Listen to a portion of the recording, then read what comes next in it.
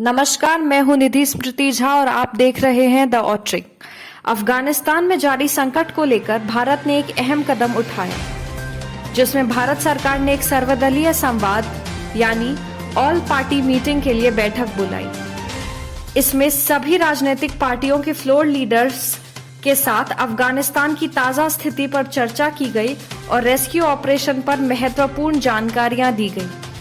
विदेश मंत्रालय ने कुछ दिन पहले ही ईमेल के जरिए राजनीतिक दलों को इस सर्वदलीय बैठक में शामिल होने का न्योता भेजा था।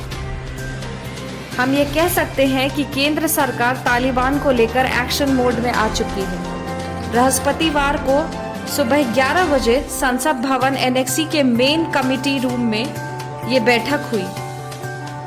21 दल इस मीटिंग में शामिल हुए।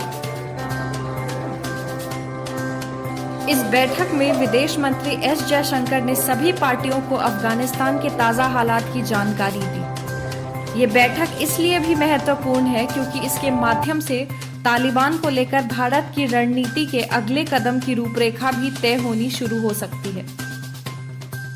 इसमें विस्तार से हर एक जानकारी, जैसे कितने भारतीय अब तक वापस लाए जा चुके हैं, कितने विमान हैं जो काबुल भेजे जा रहे हैं, पर चर्चा हुई है।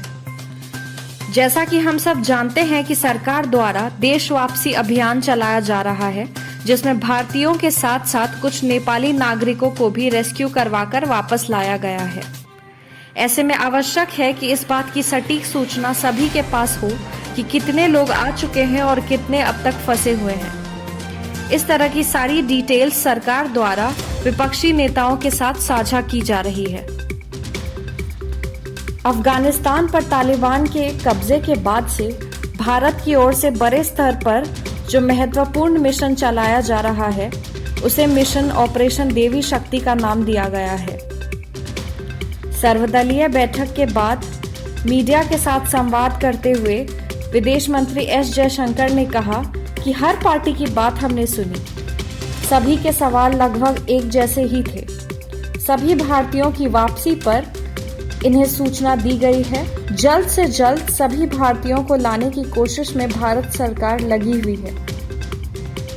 ये हमारी प्रतिबद्धता और प्राथमिकता है कि उन्हें सकुशल और सुरक्षित लाया जाए,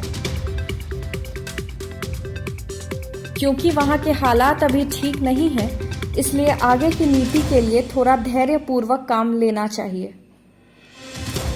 वहीं विपक्षी दल के मल्लिकार्जुन खड़गे, अधीर रंजन चौधरी और अन्य नेताओं ने भी अपनी पार्टी का पक्ष रखा। आइए सुनते हैं। काबुल की स्थिति, अफगानिस्तान की स्थिति तो देख रहे हैं। अभी इस सिचुएशन में जब वहाँ सिचुएशन सेटल डाउन नहीं हुआ, अगर आपके जो पॉलिसी, आगे की पॉलिसी के सवाल जो हैं, आप इसमें आपको थोड़ा और पेशेंस दिखाना होगा। ये तो देश का मामला है और लोगों के हित में, देश के हित में हम एकजुट होकर काम करना है।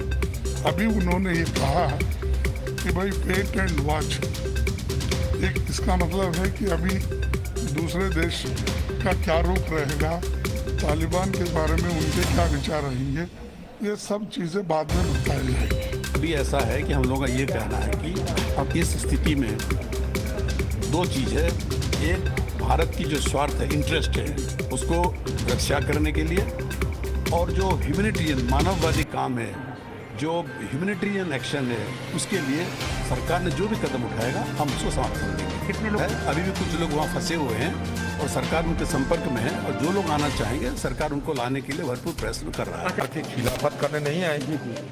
देश की सुरक्षा हमारे सबसे बड़ा मुद्दा है और ये देश की सुरक्षित रखने के लिए और हमारे अफगानिस्तान में जो हमारे हिंदुस्तान के लोग अभी भी है, इन सबको वापस ही लाने के लिए, और अगले दिन अफगानिस्तान के साथ हम लोगों का कैसे संपर्क बनेंगे, ये सारे मुद्दा उठाए थे।